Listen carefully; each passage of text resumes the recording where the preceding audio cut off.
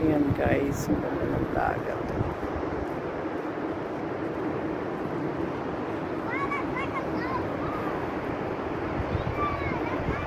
Tapos ang kabila, bundok.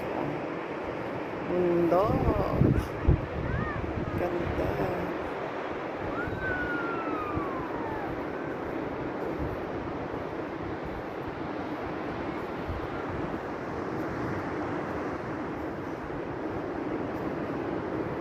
Ganda ng mga rock formations. So, guys.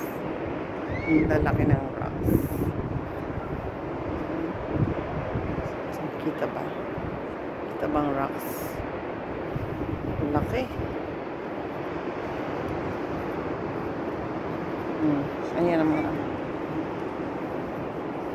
Kala ko sasama sila. Naging tourist spot din talaga, no? Ganda.